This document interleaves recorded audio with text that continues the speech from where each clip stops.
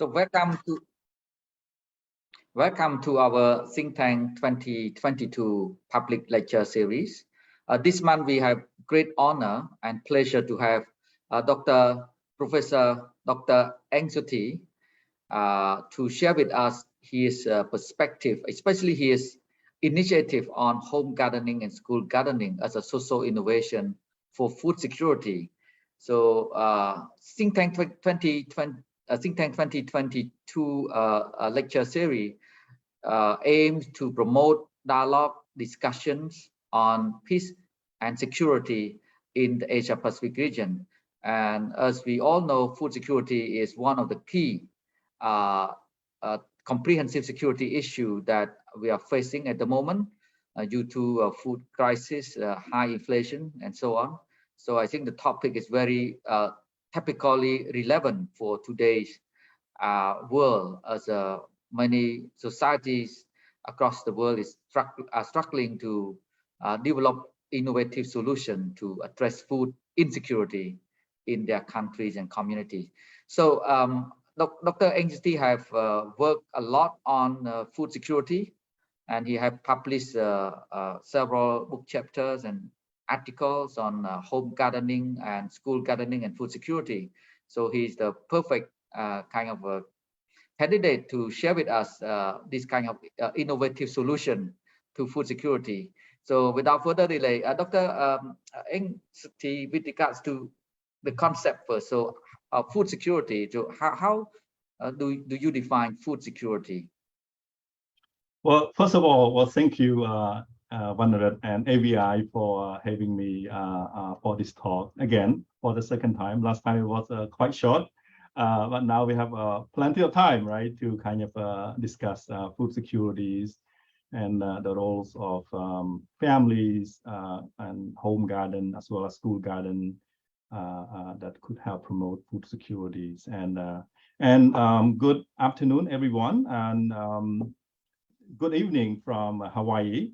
It's a Friday evening at 7:30 right now, and I know it's Saturday noon, right, 12:30 in Cambodia time. So, well, thank you for spending your valuable time on Saturday afternoon joining us for this talk. And I hope that this talk would help us understand more the issue of food insecurities in Cambodia and worldwide. All right, and I would also welcome any questions, any comments that you may have along the way. So do not be afraid to ask any questions. Okay, so food security, what is it? To me, food security goes beyond how much food we have to consume, to eat, right? It's not just the amount of food, right? But also how healthy it is that you eat, right? And whether or not the food that we eat actually does not destroy the planet, right? Because it costs a lot to produce a lot, sufficient food for the people worldwide, right? And so this is the definition that United Nations FAO defines, and I would like to share the screen so you all can see here. Vannarith, let me know if you can see the screen I'm sharing here. Yeah, we okay. can. Thank you. Yeah, excellent.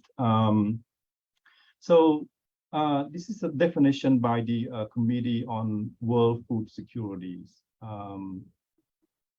It defines food security as all people at all times have physical, social, and economic access to sufficient, safe, and nutritious food that meets their food preferences and dietary needs for an active and healthy life. So it's a comprehensive definition of food securities, right? Yeah.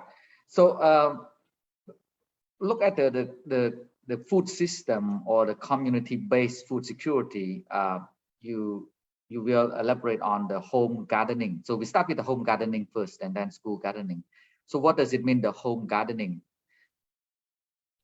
Excellent questions. What is home gardening? Well, first of all, I would like to share my experience, right? Growing up along the Mekong River, that's my hometown, right? Just across Phnom Penh, you know, in a district called Krakendal. And, you know, growing up, seeing my parents, my father loves gardening, right? So we would have beautiful garden flowers and I remember, you know, the time when he was a middle school teachers, he taught French and Khmer literatures. And so part of his classes, he actually gave extra credit to students who can bring in plants and flowers to grow at the school, right?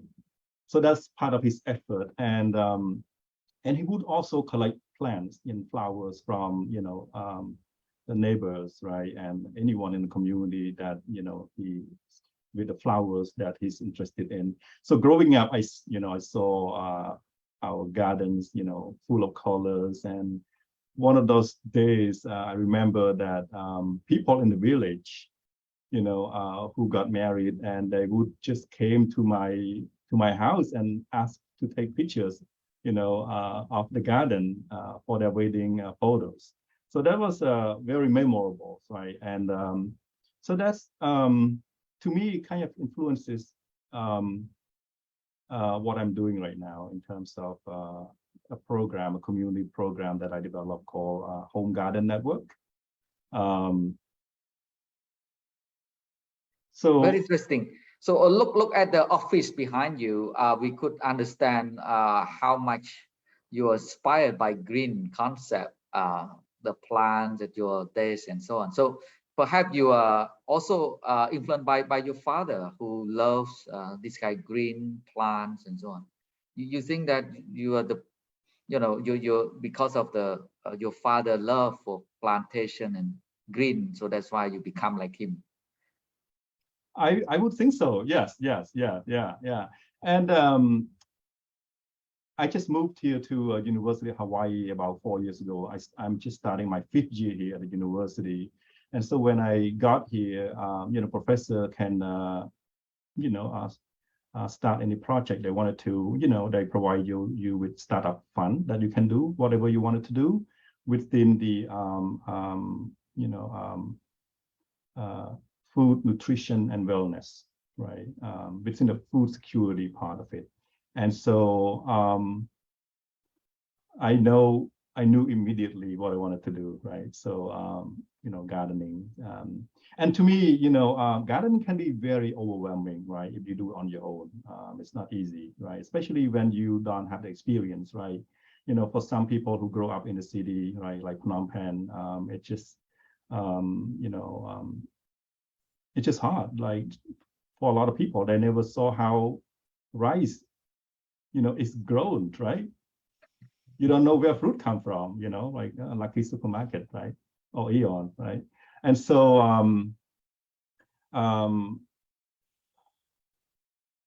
I thought of the idea of working on gardening together, right? So that's why I call it Home Garden Network. And let me share the screen with you quickly here.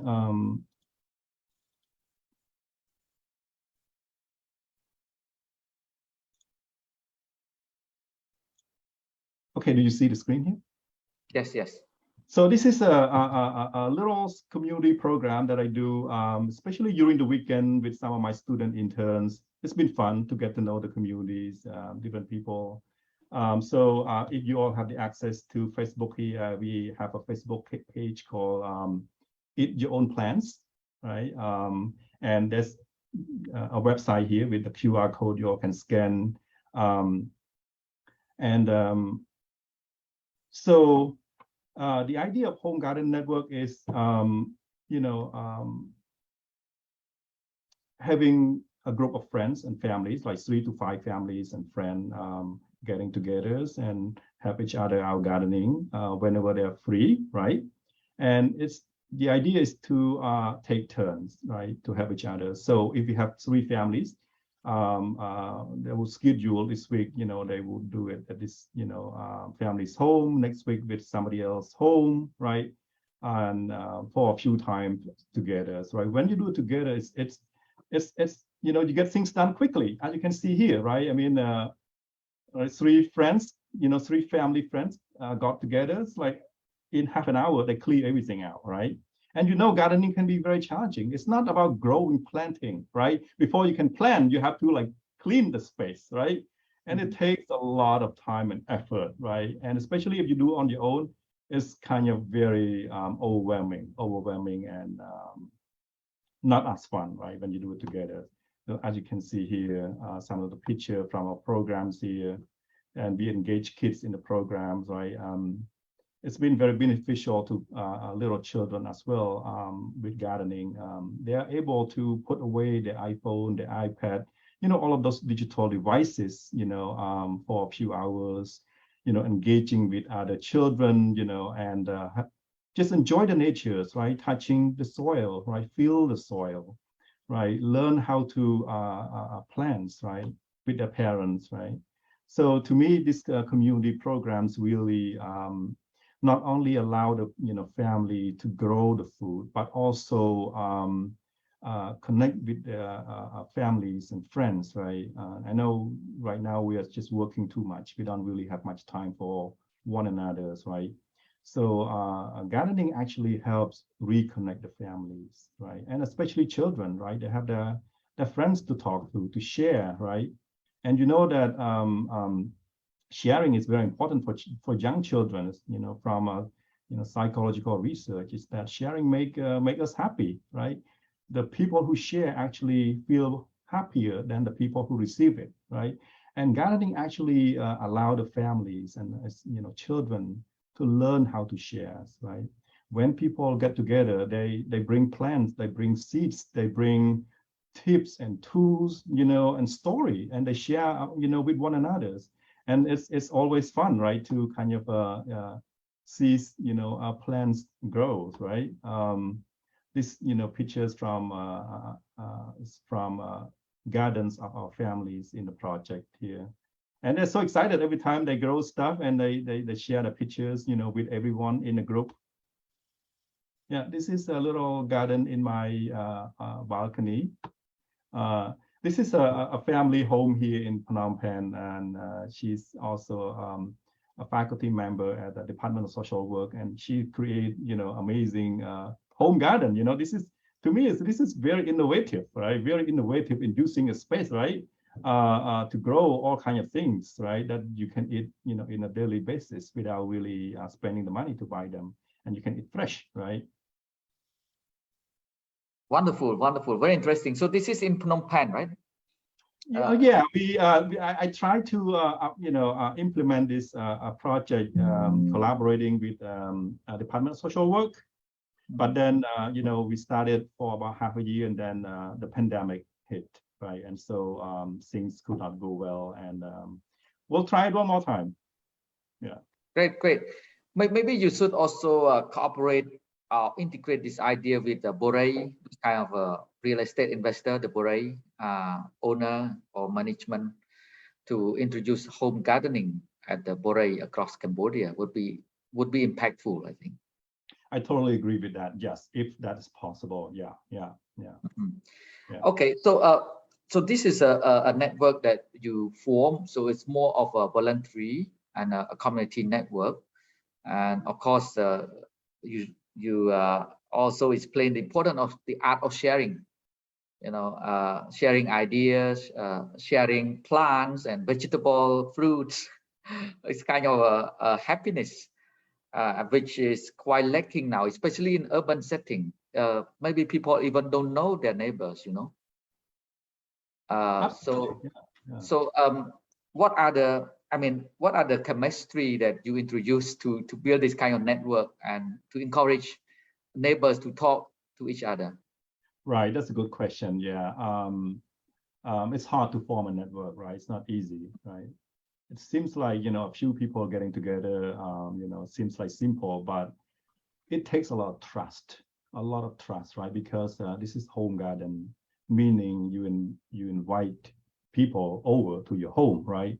And for some people, home can be a very private space, right? And so it takes a lot of trust. So what I do is, again, I use a social capital framework, social capital theories, right, to guide this project. So based on social capital theories, right, I can, let me share the screen with you here in a little bit. Yeah, so social capital requires three things, right? The social network, trust, and social norms, right? So you got to have a social network, right? Where can you get the network from, right? And what is, the source of trust, right? That we can build from the network, right? And then the social norms, right?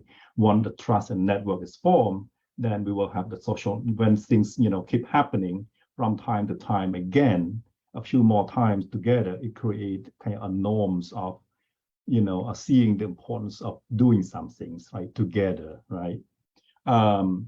And again, social capital is also used by, one of the largest, organization in the world. The World Bank actually operates, based on social capital, right? The idea of decentralizations, right?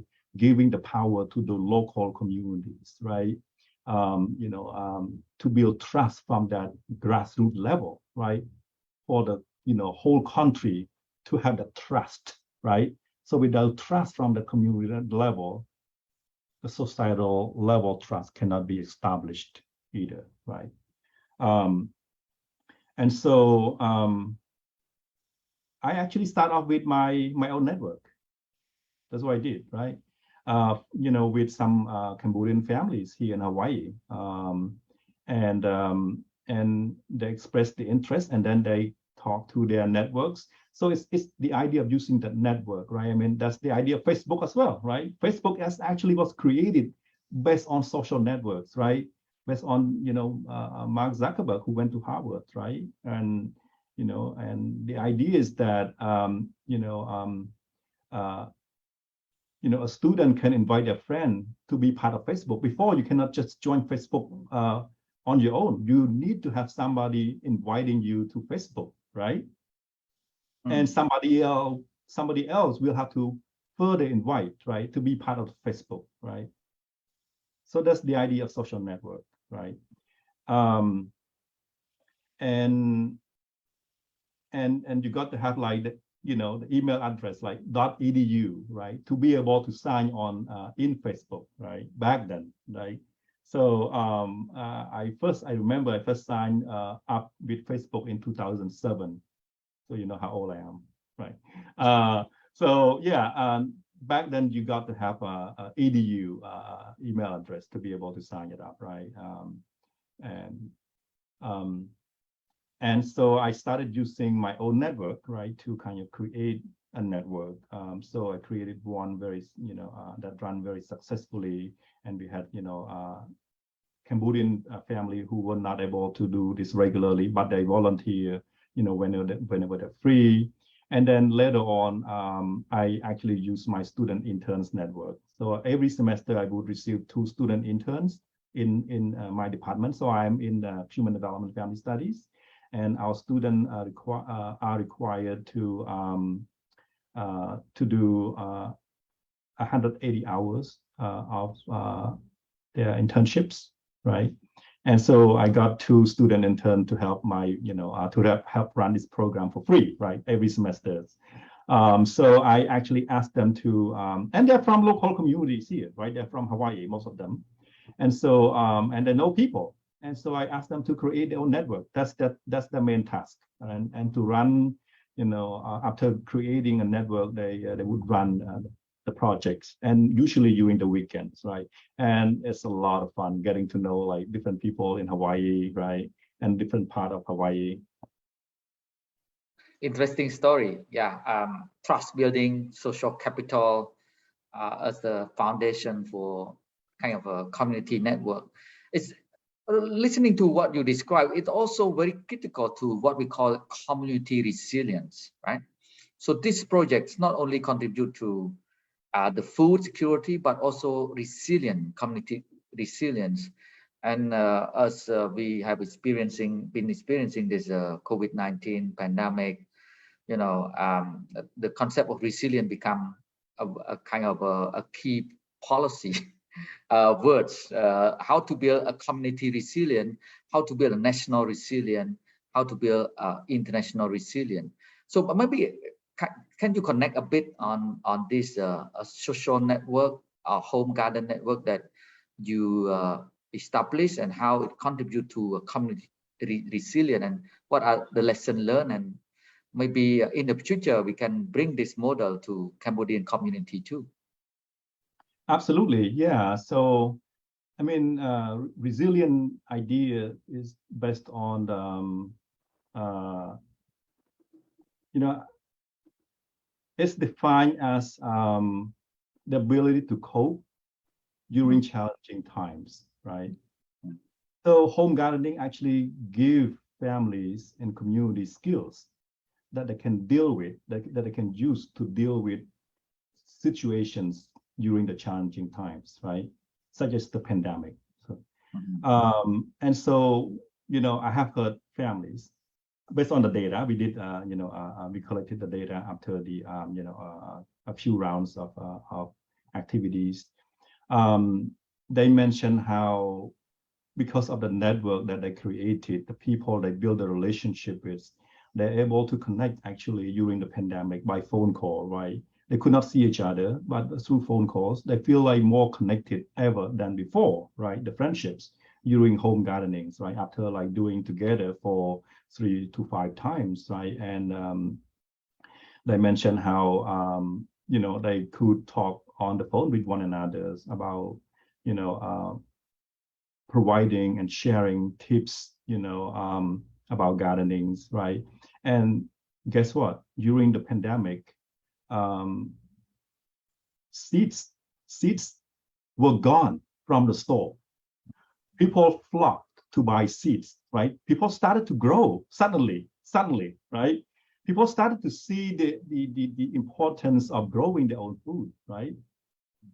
Because, right, I mean, during the pandemic, people are scared of going outside, especially to grocery stores, right? Although the grocery stores were open, but people are scared of really touching stuff, right?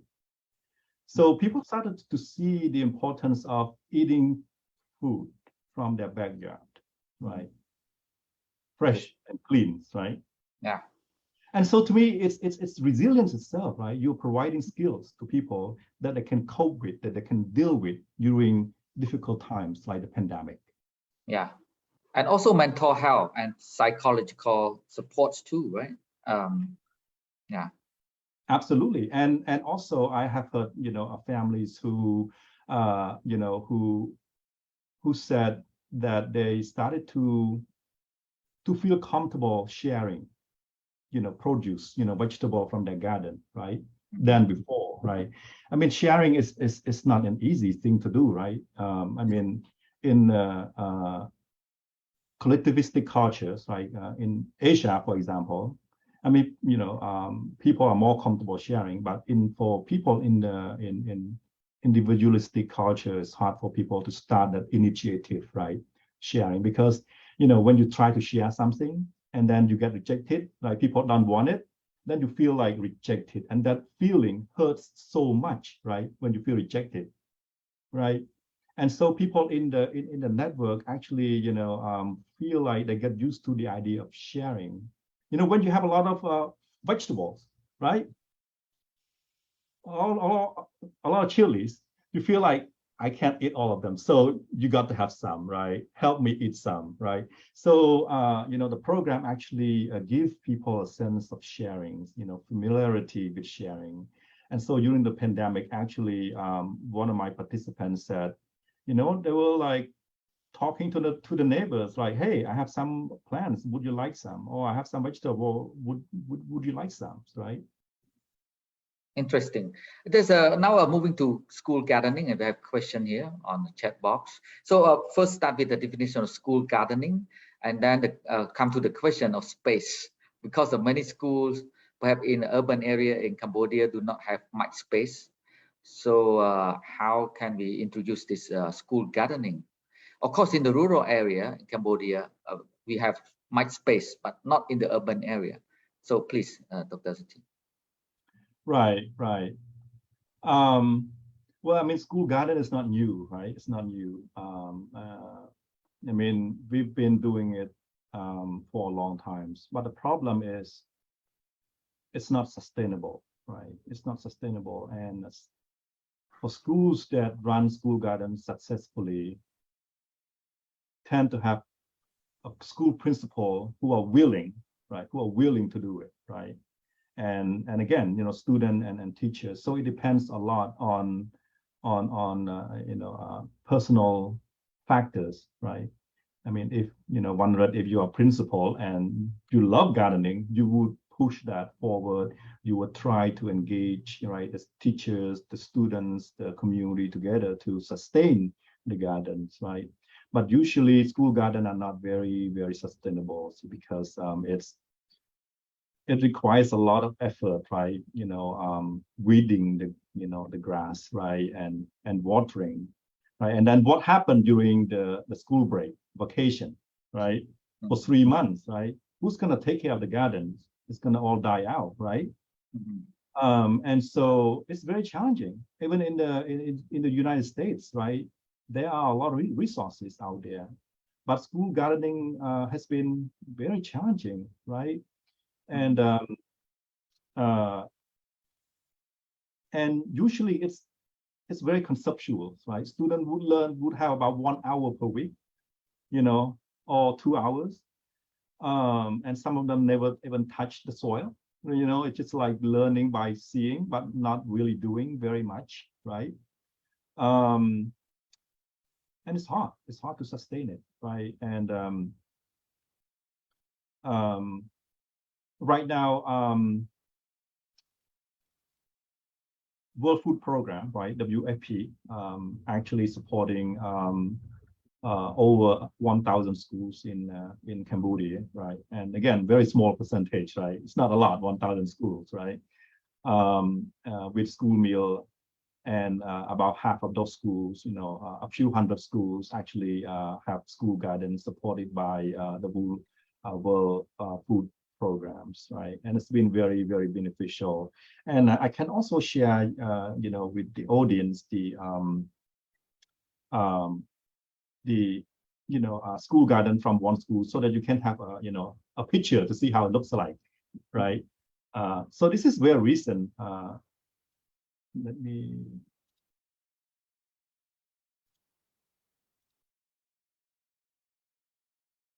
Let me know. You can see the screen here. Yes. Yeah. Okay. Yeah. So this video is from South China Morning News. It was also reported by AFP News as well.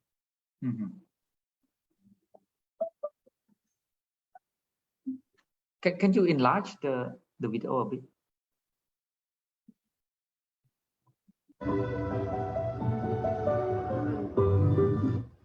Let me see here.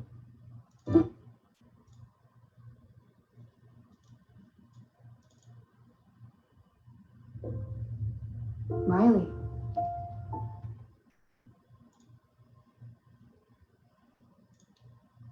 Okay, I'll enlarge it right now.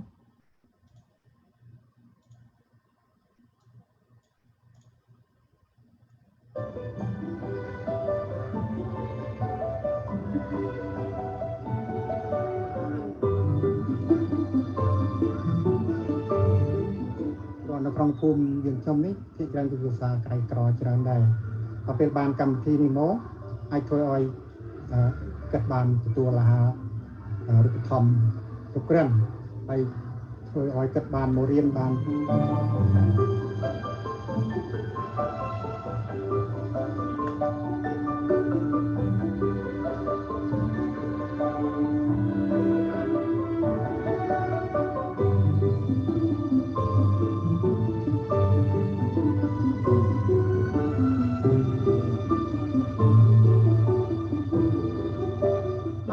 បាននោះសួនវិសាខ្ញុំចេះអំពីការធ្វើប្រវែងនិងការដំដុះទាក់ទងមេរៀន ក្នុងថ្នាក់រៀនសួនសិក្សាមានការសប្បាយផងនិងចេះផង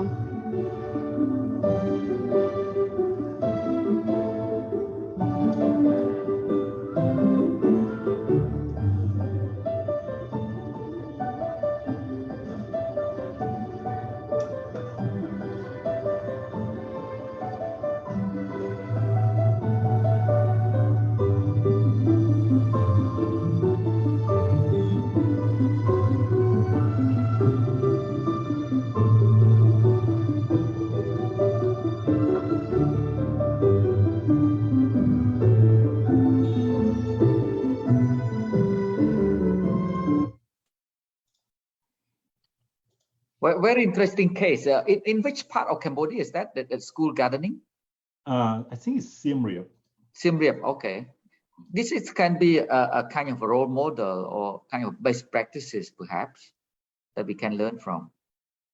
Yeah, I'm sure. Yeah, World Food Program has done this for a while, and yeah, USAID has also implemented some of the school garden as well.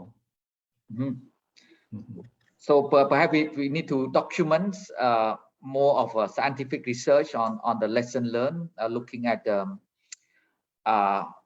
management leadership, look at student participation, community support, and donor support. So this is more multi-stakeholder partnership, collaboration. I think it's quite interesting model. Absolutely, yes, yeah. And I think we need to establish a very good, very strong school garden models, right, that can be applied elsewhere. And it also requires political willingness from the governments, right, to help fund school gardens, right. And to me it's very important not just teaching students how to grow food, right, but also teaches them to understand the nutrition part of it, the healthy part of eating, right? And as you can see, in developed nations like the US, food also kills people. Food is also a problem, right? You would think food is, a solution. Food is also a problem. We see a lot of obesity rate in the United States, right? Overweight, right? When we torture, right? That's not food, right? So I think the understanding, the knowledge and skills of healthy consumptions is just as important as having enough food, right? And it's also, teaches a student the a science technology skill as well, right? And math, as you can see in the videos, right? I mean, some school teachers are very creative in terms of using gardens, right? Vegetable, the fruit, to teach math and science, right? They teach students how to weight, and how to use like measuring unit like kilograms, right? Kilo, right? So to me, it's a way to connect students to realities, right? I think there are a lot of disconnect between what students learn in school in our formal education system and what they understand from home, right? A huge disconnect, right? And one of my studies on STEM interest among 15 years old in Cambodia that I wrote for UNESCO Bangkok, a few years ago. So what we found is that, students express interest in STEM, but they have no idea what to do to reach their goals, right? They cannot explain it. It's the, the goal based on what they heard, right? But not what they really understand, right? So there's a big disconnect between our formal education system and what they know from home. And to me, school garden actually helps, bridge that gap, right? To help connect, formal education system and the knowledge from the communities, right? And gardening actually, connect them in a way that, a lot of people, 80% or less right now, right? Because of urbanizations are farmers, right? And so most students have the knowledge of gardening already, right? But the fact that we don't have school garden, there's a disconnection already, right? And I wanted to show our audience here statistics about academic performance of our student, the 15 years olds, right? There was a huge international study by PISA, right? PISA. Let me share the screen here. Can you see the screen sharing? Yes, yes, okay. yes. So I think this is very important that we need to have school garden here. So PISA, the international testing, they test on math, science, and readings. The latest study was in 2017 from 82 countries, right, with 15 years old, right? They test on math, science, and reading every 3 years. And in Cambodia, that was the very first time that that was done. So the sample, they collected sample from like 5,000 students, 4,000 teachers from 170 schools, mostly from rural areas, right? And this is sad when you look at the results here, right? In Cambodia, only 8% of students achieve the minimum level of proficiency in reading, right? In reading, minimum, it's minimum, right? Only 8% who understand reading, who can read, and 8% and 10% achieve the minimum level of proficiencies in math, right? Very, very low, right? Very low. And this is a comparison with other countries, right? I mean, look at where we are at in terms of science, reading, and math average score here. We are in the bottom 3 here, right? Very sad, very sad.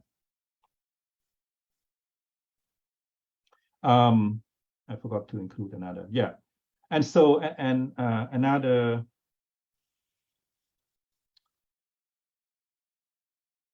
factor that they mentioned is that they look at the expenditures, in the country, right? And they found that we don't spend as much, right, compared to the neighboring countries, right? Very, very interesting, but also a sad fact that we need to do more to improve this field. Okay, school gardening, as you mentioned, is also a nature-based, we call nature-based learning or problem-based learning exercises, which is very practical. And I think in terms of education now is a need to move toward that nature-based learning, problem-based learning, so that they can get a kind of hand-on experience on solving issues. So that school gardening is part of that learning process too. Yeah? Absolutely, absolutely, yes. And I'm not sure if you ever heard of this educational theorist, John Dewey, right? So Dewey actually argues for experiential learning, community-based, right? And to him is that students learn better when there's a connection between what they learn from school and what's happening in their communities. The connection is what important, right, for student learning, right? Mm-hmm. Interesting. So next, relating to your publication, latest publication, a book chapter in a book you wrote about, it's kind of complex interrelationship between different factors like the food system, social capital, of course, home and school gardening, and also lifelong learning and global citizens. Those are many key words here. First, let's see the relationship a bit one by one, so that we can unpack this kind of complex conceptual framework and relationship. So let's look at the food system and how we define the food system in a way that is more practical and relevant for our daily life. Right, right. Excellent questions, right? Because a lot of time people don't really think about food as a system, right? And we need to think so. Food should be a system, must be a system, right? For us to get food, right, to eat, it goes through a lot of steps, right? from the farmers, from the field, right, from the farm to the market, right, from the market and to maybe another market, right, or maybe to another, processing factories, right, until we get it to the table. So a lot of, there are organizations that they call themselves as, farm to table. You have heard that, right? Farm to school, farm to table, right? Farm to restaurant. So it takes a lot of processes, right? And again, looking food as a system actually really helps to tackle situation during the disasters, right? I mean, we do have enough food to eat, right? We do, but look at the disruptions. Any events that disrupt, the process, the infrastructure, the logistic. We don't, food is cut off right away, right? Right away. Reduced, all the prices increase, right? For example, during the pandemic here in Hawaii, as soon as the city planned to shut down, the grocery stores shelves were empty. People flocked to buy, the food, right? And that's not sustainable. That's not sustainable, right? So we need to strengthen that systems, right? And let me show you this how the food system looks like. This is a complications, right? It includes the food production, right, to distribution, right? The transportation is very important, right? During the a disaster, any big event, transportation got cut off, right? Or when gas got so expensive that food at a store also, the prices also increased at the same time, right? So it goes through processing, marketing here, purchasing, preparations, and waste recovery, and then food productions, right? This is a circle of food system, right? So it's also a matter of not only availability, but accessibility and affordability, right? Absolutely. Those are the elements. And I think you mentioned about accessibility. If any natural disaster, road been damaged or destroyed, logistics, supply chain have been disrupted through various reasons, because we never know now, climate change emergency, climate change crisis, climate crisis, and a lot of natural disasters that really disrupt this kind of food supply chains network. There's a question here from the audience with regards to back a bit to the home gardening, back to home gardening a bit, but we try to understand it from the food system perspective, okay? Because complicate the conversation a bit. So in recent years, there are some observation in Cambodia that home gardening in the rural area is in decline. I'm not sure what are the reasons that lead to the decline of home gardening in rural area, but do you share this kind of observation, and what should be the solution? Well, yes, great observations, right? And I mean, first of all, we have to acknowledge that gardening is not cheap. It's expensive, right? And to some people, it could be a lifestyle, right? Recreational, a lifestyle, right? And it needs a lot of resources to start a home garden, right? And sometimes, when we see family that who have, empty land, right, front yard, backyard, and we would judge them right away. Oh, why don't you grow something? Why are you so lazy, right? Why do you keep buying, chi, pi sa Chheang, right? Yeah. We always tend to make that judgment, right? But one thing I want all of us to understand is that gardening can be expensive, and they need some supports, right? We need the help from one another, right? That's why the idea of sharing becomes very important, right? When you share, you relieve the cost. I have, G, you have a bit, now we exchange, right? So you don't have to buy the resources, right? You don't have to buy all of them. and especially tools, right? Tools are very expensive too, right? Pot, right? If you live in a city, for example, you need pot, right? And if you live in a rural area, you can just plant on the ground directly, right? And so, first of all, the expenses associated with home gardening can also prevent families from starting their own home garden. And right now, as you can see, poverty level increases so much in Cambodia, right? You see the gap widens between the rich and the poor, right? We are going up there, but again, only a few people, can really only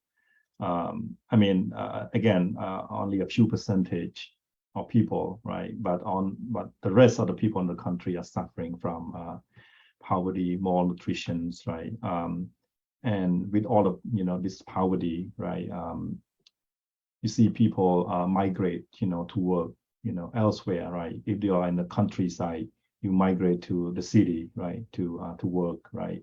Either garment factories or infrastructure laborers, or to other country nearby countries, Thailand, Vietnam, right?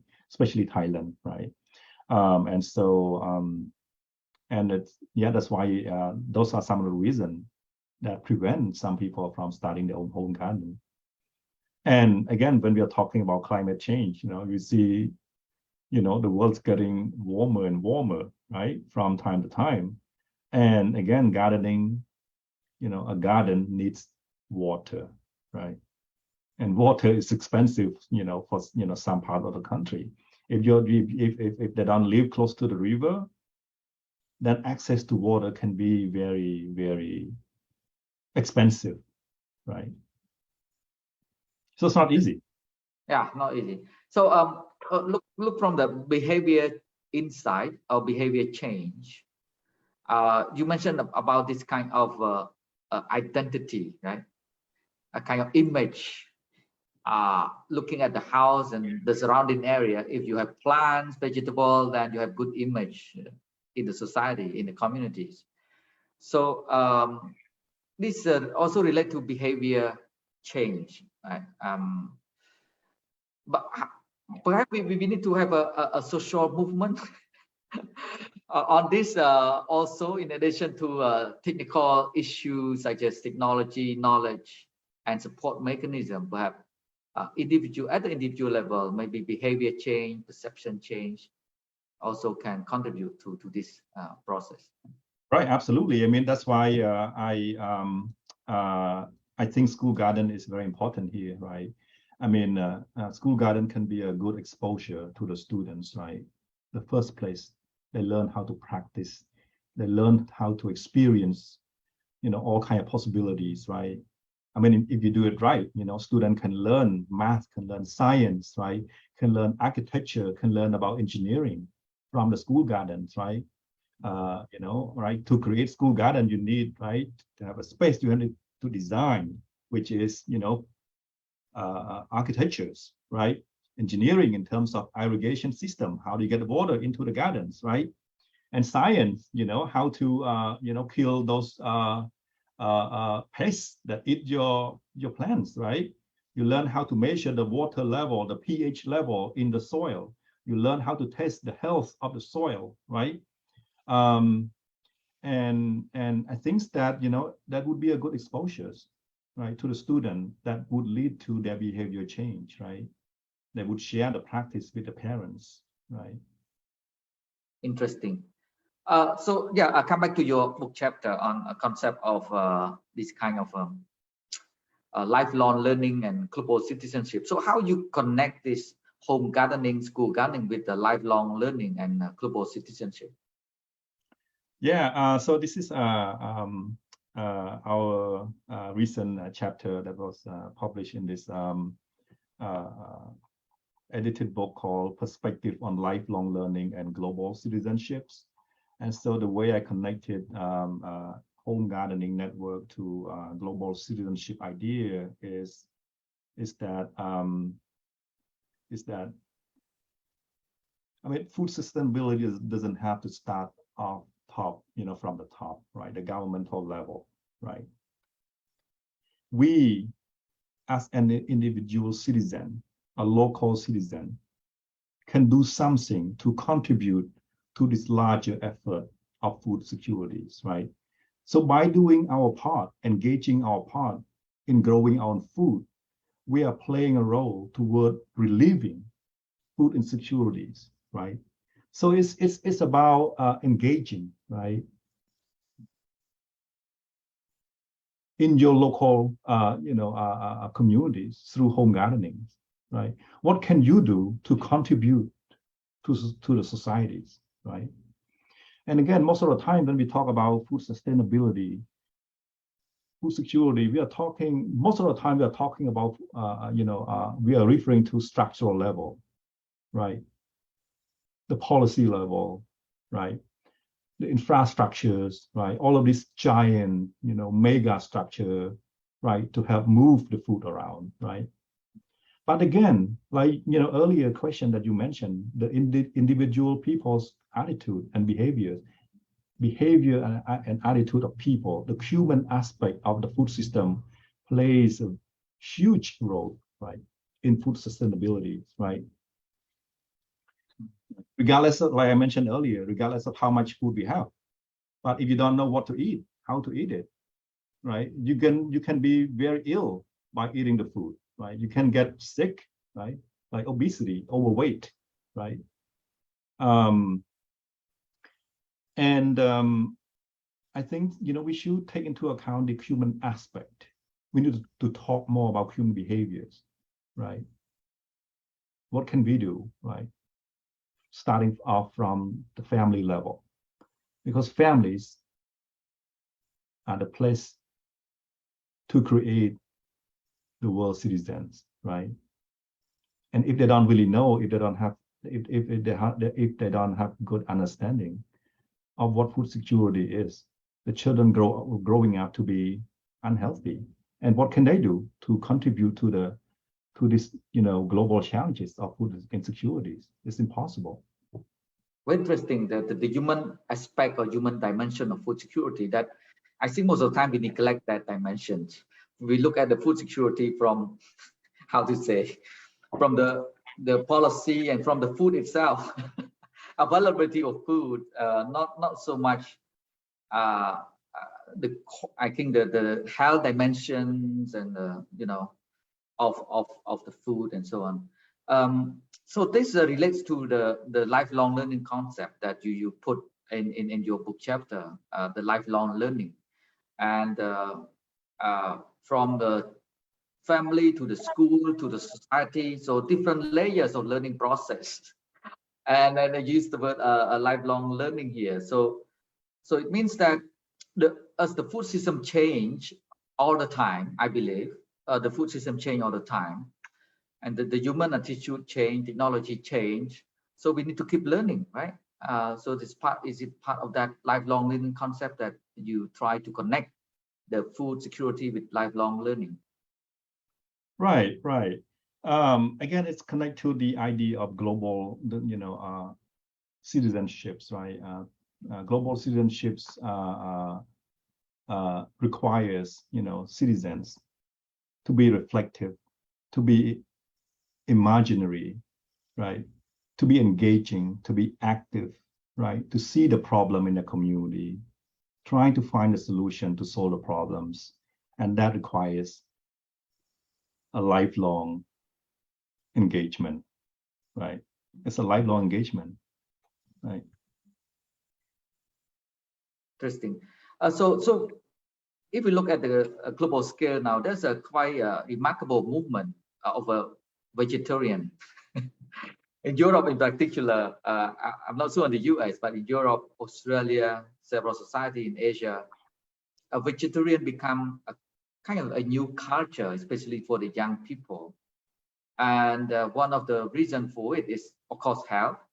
And another thing is they try to reduce the consumption of meat, which will affect global warming and climate change. So this kind of knowledge, awareness that shape consumer behavior, that also affect the food system. What is your view on that? Yes. you see that movement. You're right. Yeah, that you know, you see more and more people are becoming more vegetarians, right? Or you know, some vegetarian they still eat, you know, eggs, right, or fish. But there's another group called a vegan, right? Vegan is a group of people who eat just vegetable, no fish or no seafood or no eggs, right?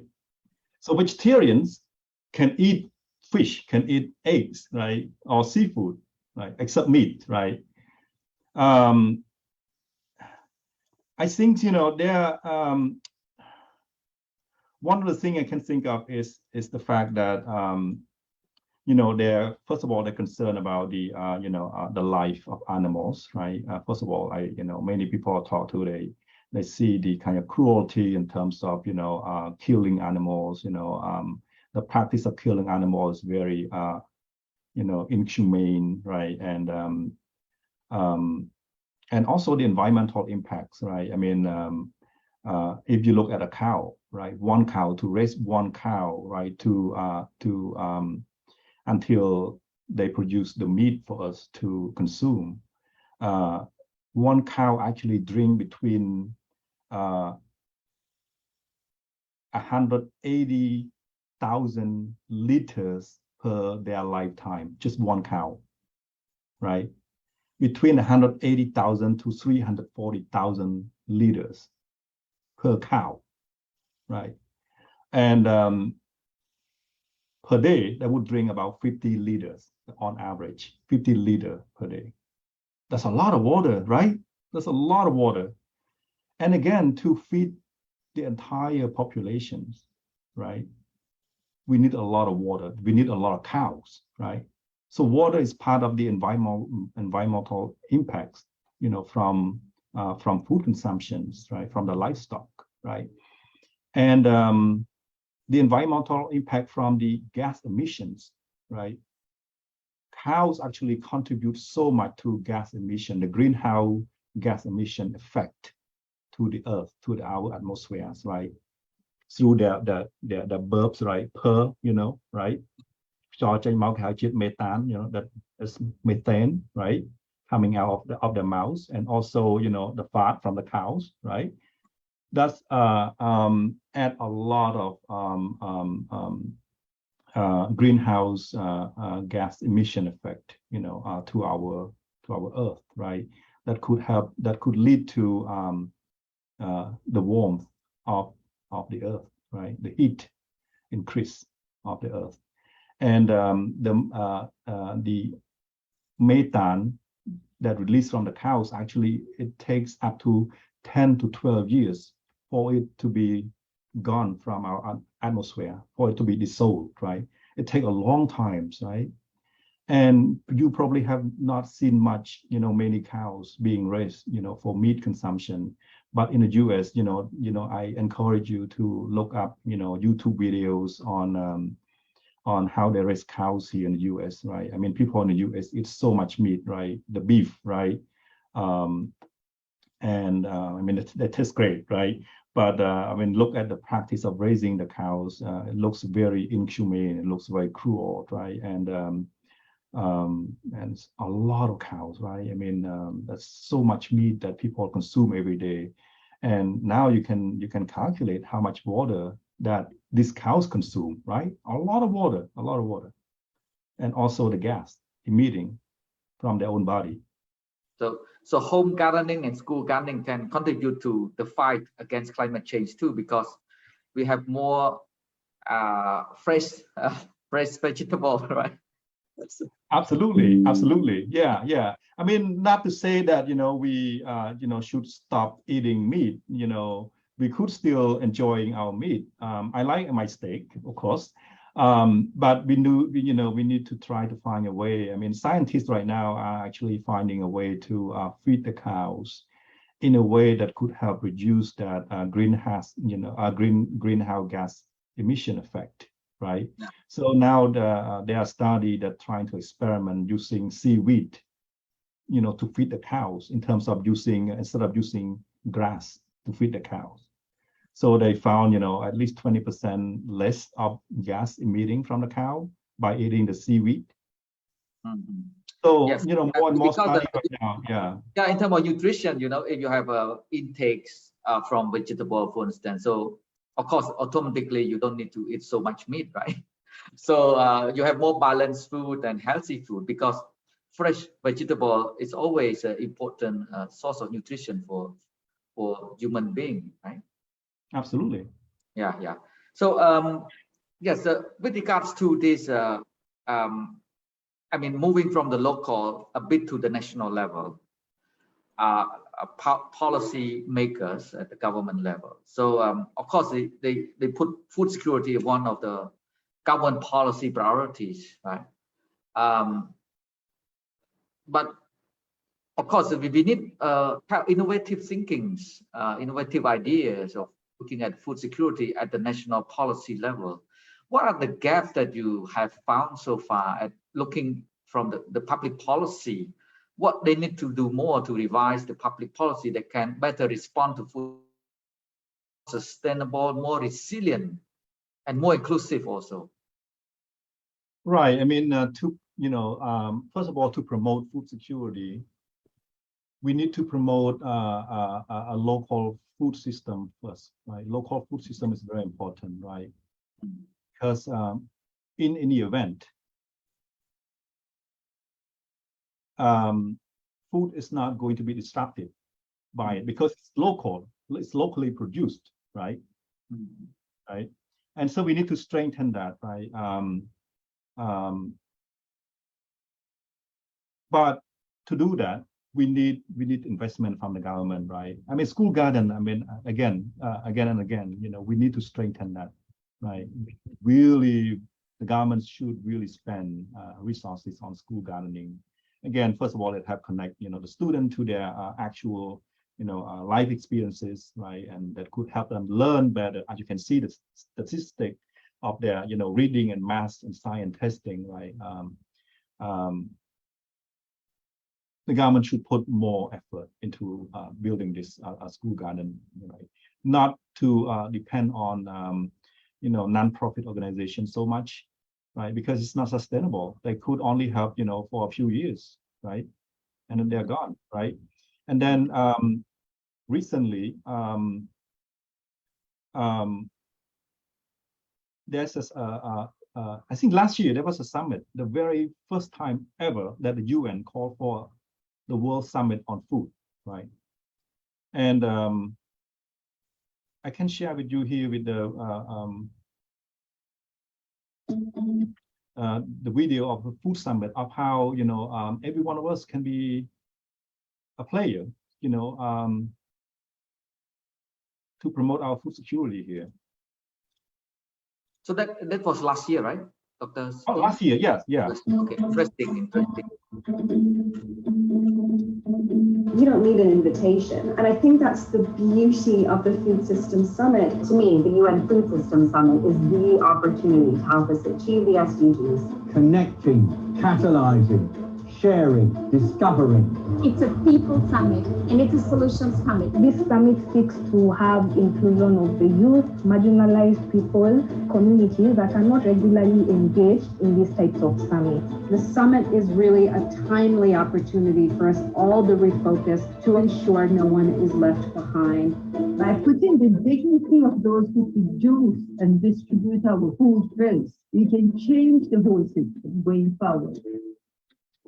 People are amongst the hardest working in many parts of the world. The youth have led from the fronts and are the leaders of today. Young people are leveraging technology, passion, and their commitment to a safer future to change the course in global and local food systems. When we empower women, those women turn around and invest in their families and their communities. Women are very important in increasing food security.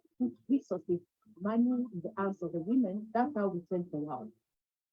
There is no transformation of food systems without producers.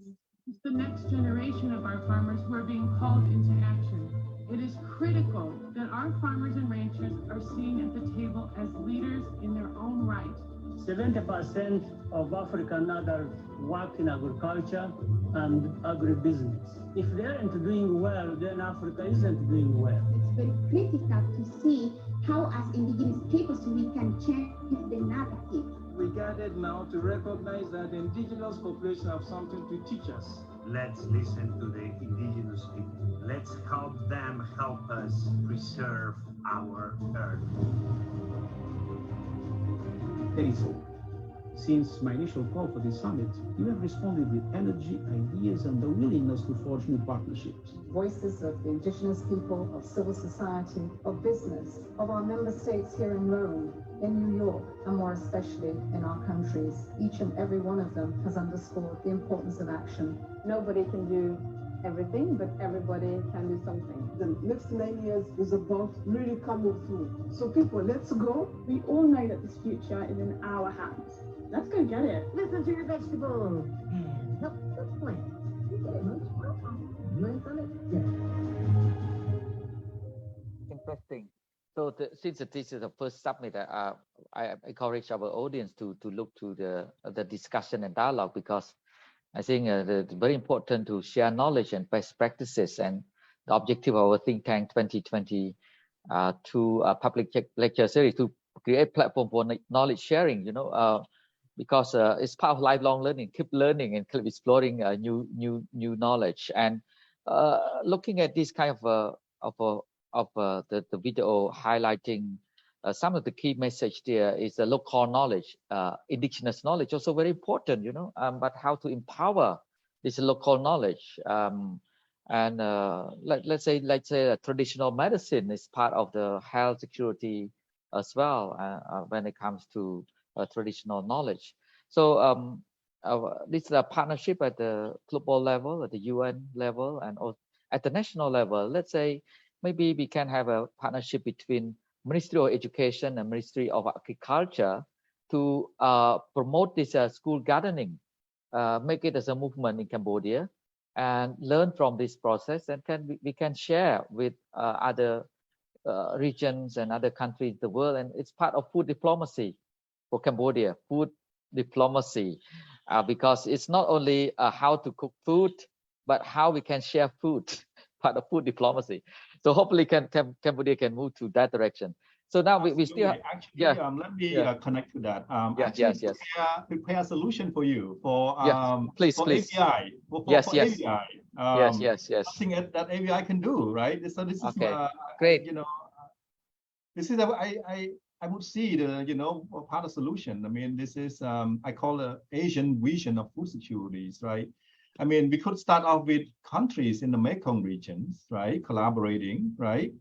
And how can we, connect, K-12 schools, within all of this country in the region, Mekong regions, and collaborating with universities, right? The young adults can also be part of the solution as well. They can have support, implement a school garden at the K through 12 schools, right? And some of this country in the Mekong region can collaborate with university, with research and development, right? And bringing the best model and sharing, among each others, right? And to me, this is a regional effort, right? I mean, we talk about local food system, right? For food securities, right? When, a local food system is strengthened, we are not easily disrupted by the food chain supply chains, right? And the same thing with the regions, right? If the world's, something big happening in the world, people in the Mekong, region can actually do something to help each other, sharing the food, right? So we are not much impacted by the larger world event, right? Wonderful, excellent, and also promising concept on the Asian vision of food security with the focus on the Mekong countries. Please develop this proposal, and AVI, because you also advisor to AVI, we work together to get funding, to build partnership, and to get it done. Because we not only talk, but we need to bring action, because the idea of AVI to connect people, connect idea, and connect action. So we need to do next, what we need to do next is action. So I think this concept is very practical and very essential for the food security in the Mekong, because some of the comment here mentioned on Facebook that, Mekong region has great Mekong River system, Tunle Sap Lake, this kind of ecosystem. should make our region, should be the critical source of our region to be resilient and the food, in terms of food, if we become resilient, we should not be so much afraid of being vulnerable to external shock. So in other words, it's self-reliant. So the whole Mekong country can be self-reliant when it comes to food security. Your comments on that, Dr. Sothy? Absolutely, yes. And one of the things I want to touch on is, the technology opportunities, for students to be aspired, to have a career in agriculture, right? In farming. I mean, when you ask student right now, right? Any student, college student, or high school students, what do they want to do in the future? 0% of them would mention being a farmer. Nobody want to be a farmer, right? But actually, there's solutions, right? I mean, using technology, the world is moving forward. I mean, toward using technology for farming. And I really wanted to show this idea, to share this idea with everyone that is possible, and space is not a problem. Space could be a solution as well, right? And look at one of the the world largest produce exports. It's actually Holland, right? The Netherlands. The Netherlands is a very small country, but it's actually export a lot of produce to the world. And what they do is they use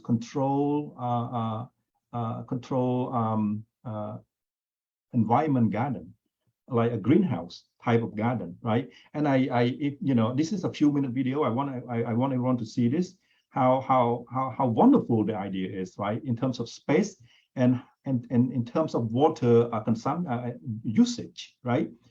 This space actually use 90% less water compared to traditional farming, right?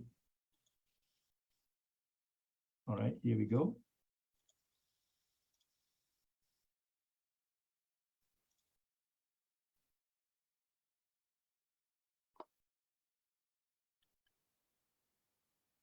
Rejected.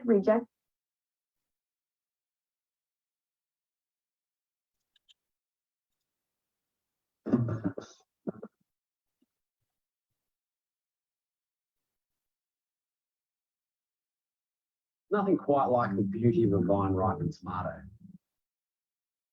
But these tomatoes aren't grown in a field. This is big farming, indoors. And I'm here to find out if this is the paddock of the future. You can? Yeah, only the graph, the chart here. It's okay, yes. Sorry. Let me, I forgot to ask. Okay, can you see it now? Can you see it now? Okay, now, yes, can. Interesting case with regards to this urban agriculture. I think is involve a lot of technologies there, but of course Cambodia still have I think opportunity to develop this kind of modern agriculture system. I think in terms of capital, I think a lot of investors should have that capital to invest in technology and agriculture. But so I think the thing is, as you mentioned, that if you ask students, they don't want to become a farmers because identity is social status and so on. So that's why we need to change this kind of perception and our attitude toward farming. Farming should be a respected career, and income as well. So the last question here is about school gardening and curriculum. So can you back a bit to the curriculum? I'm not sure whether we have this kind of school gardening and skills integrated in the school and the curriculum of the school. I'm not sure about it, but I think your comments on this. Right. I think it's also part of life skill, right? I mean, life skill is part of a government curriculum as well, right?